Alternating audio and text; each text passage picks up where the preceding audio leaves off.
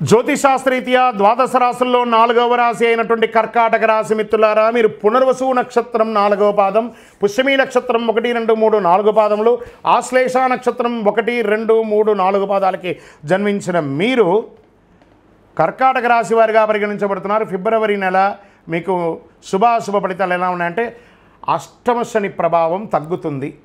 ఎన్నో రోజులుగా ఇబ్బంది పడుతున్నారు కదండి. అష్టమ శని తగ్గుతుంది. కుజుడు 12వ ఇంట్లో, శుక్రుడు 9వ ఇంట్లో, రాహుతో కలిసి ఉన్నాడు. కర్కాటక రాశికి మెరుగైన నెలగా చెప్పొచ్చు ఈ నెల. ఆదాయం గణనీయంగా పెరుగుతుంది. మీ ఆదాయం మరియు ఖర్చులను సమతుల్యం చేసుకోవాల్సిన బాధ్యత మీది. వ్యాపారానికి సంబంధించి పనుల కోసం ఎల్లప్పుడూ ప్రయాణాల్లో ఉంటారు. అంటే మీ యొక్క ఎక్స్పాన్షన్ ఆఫ్ యువర్ బిజినెస్ యొక్క కాన్సెప్ట్లో మల్టిపుల్ చోట మీ యొక్క ప్రోగ్రామ్ అంతా చేసుకోవడానికి మీరు ప్రయాణాలు ఎక్కువ చేస్తూ ఉంటారు.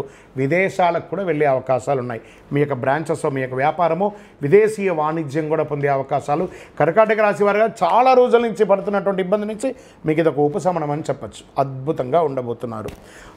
విద్యార్థుల కోసం, వీసా కోసం, గ్రీన్ కార్డు కోసం, ఉద్యోగం చేస్తున్న వారు గ్రీన్ కార్డు లేదా పర్మనెంట్ కోసం చేస్తున్న H1 వీసా, ఇవన్నీ కూడా తొలగిపోయే ఆటంకాలు అద్భుతంగా ముందుకెళ్తారు. మీ ఆశయాన్ని నెరవేర్చుకోబోతున్నారు. మీ ప్రయత్నాలన్నీ విజయం. కోర్టు కేసులు ఏమైనా ఉంటే సానుకూలం. అన్ఎక్స్పెక్టెడ్ చూసారా, అన్ఎక్స్పెక్టెడ్, అరే నేను ఊహించనే చూడలేదే, అలాంటి ఆర్థికమైనటువంటి సపోర్ట్స్ మీకు రాకపోతున్నాయి. మల్టిపుల్ ఇన్కమ్ సోర్స్ అని చెప్పి ఇలా తిరుగుతుంటే చూసారా, మీకు తెలియకుండా ఎప్పుడో పెట్టుబడి ఇప్పుడు మీకు కలిసి వస్తుంది. పురోగతి కోసం మీరు చేసే ప్రయత్నాలు అన్నీ కూడా ఫలవంతంగా ఉంటుంది. కొంతమందికి ప్రయాణాలు అనుకూలంగా ఉంటుంది.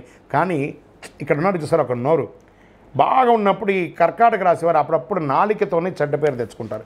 మీ నోటి ద్వారానే మీరు చెడ్డ పేరు తెచ్చుకుంటారు. ఫస్ట్ మీ గృహంలో గెలవండి. భార్యాభర్తల మధ్య సఖ్యతను పెంచుకోండి. ఆ చిన్న అహంకారాన్ని పక్కన పెట్టేయండి. ఈ గో ఉంది చూసారా, అందులో ఈ తీసేసేయండి. హ్యాపీగా వెళ్ళండి. భార్యాభర్తలు ఆనందంగా ఉంటారు, లేదా ఆ మనస్పర్ధలు అలాగే ఉంటుంది. అదొకటి చూసుకోండి. అన్నదమ్ములు, అక్కచెల్లెలు, భార్యాభర్తలు, తల్లిదండ్రులు కూర్చొని హ్యాపీగా మాట్లాడండి. ఒక విహారయాత్ర వెళ్ళండి. మీ మనసులో ఒకరికొకరు ఉన్నటువంటి క్లేశాన్ని ఒక్కసారి చెప్పుకోండి. అందరూ ఓపెన్ అయిపోండి. అద్భుతంగా ఉంటారు. రానున్న రోజులంతా కూడా మీకు ఫలవంతంగా ఉండబోతుంది. భార్యాభర్తల మధ్య విభేదాలన్నీ తొలగిపోతుంది. కుటుంబం సంతోషంగా ఉంటారు.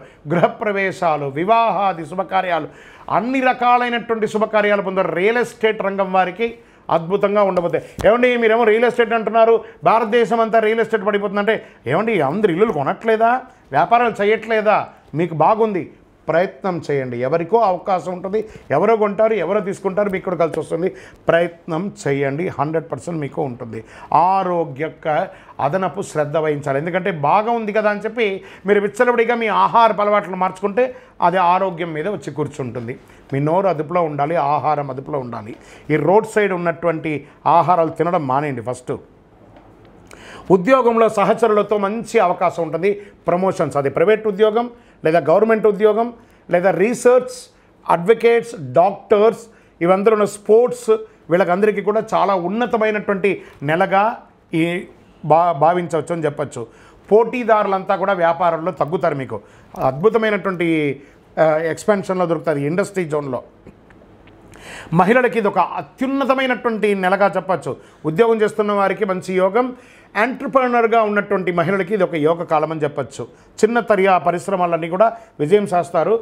సబ్సిడీలు కూడా పొందే అవకాశాలు బాగా ఉన్నాయి. మాస చివరిలో స్వల్ప అనారోగ్య సమస్యలు వస్తున్నాయి. విద్యార్థులు కష్టపడి చదవండి, పదోన్నతి పొందుతారు. నిరుద్యోగులకి ఆఫర్స్ వస్తున్నాయి. వివాహం కాని వారికి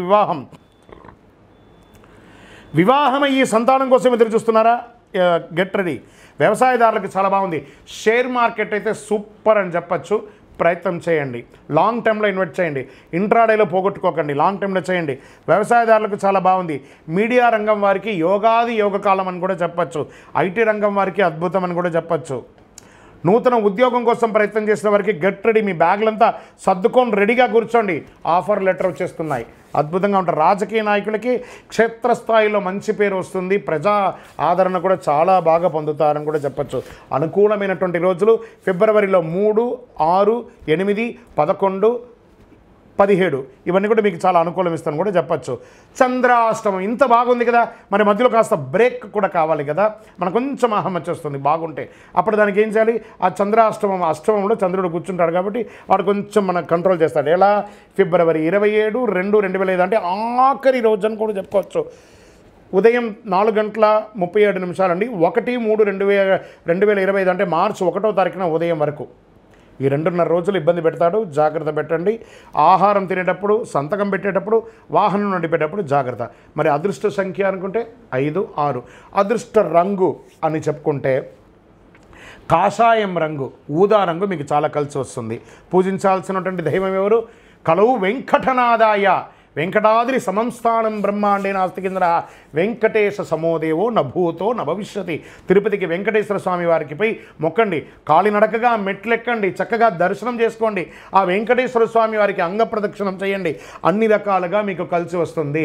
కనకదార స్తోత్రాన్ని 24/7 వింటూ ఉండండి, మీకు అనుగ్రహం వస్తుంది. విష్ణు సహస్రనామ పారాయణాన్ని చేయండి, అద్భుతంగా ఉంటారు. శనివారాల్లో ఆంజనేయ స్వామి వారికి తులసి మాల వేసి చక్కగా తమలపాకుతో అర్చన చేసి వడమాల వేసి నమస్కారం చేయండి. ఇంకనూ అతి శక్తివంతమైనటువంటి కరుంగాలి మాలను ధరించండి. మనకు అన్ని రకాలుగా ఉన్న దైవశక్తి కూడా కావాలి కదా, అతి శక్తివంతమైనటువంటి కరుంగాలి మాల ధరించడం వల్ల ఆరోగ్యపరంగా బాగుంటారు, ఐశ్వర్యంగా బాగుంటారు, సమాజంలో పేరు ప్రఖ్యాతులు పొందుతారు, అన్ని రకాలైనటువంటి అనుకూలం కలుగుతుంది, ప్రతికూలమంతా తొలగిపోతుంది.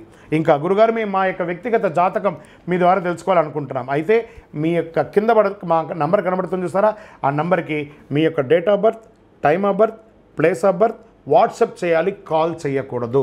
మా అడ్మిన్ మీకు రిప్లై ఇస్తారు. ఎవరైనా అడగాలనుకుంటున్నారు లేదా మా ద్వారానే అడగాలనుకుంటున్నారా, 21 వయసు లోపు ఉన్న వాళ్ళు అడగకూడదు, చదువుకోవాలి విద్యార్థులు. 60 వయసు దాటిన తర్వాత మీరు అన్నీ అనుభవించేశారండి, అన్నీ తెలుసు మీకు. జీవితంలో అన్ని వర్గంలో ఉన్నటువంటి వసతులు, కష్టాలు, సుఖాలు అన్నీ పొందారు కాబట్టి మీరు దైవ ప్రార్థన చేసుకోండి, మీకు అన్ని మేలుగా జరుగుతుంది. ఎవరైనా జ్యోతిష్యం తెలుసుకోవాలనుకుంటే వ్యాపారం, ఉద్యోగం, వివాహం, సంతానం, ఆరోగ్యం గురించి ఏమైనా తెలుసుకోవాలనుకుంటే అడగండి. మన యొక్క టీవీ ఛానల్ ద్వారా చూస్తున్నటువంటి ప్రేక్షక మిత్రులందరికీ కూడా శుభాకాంక్షలు.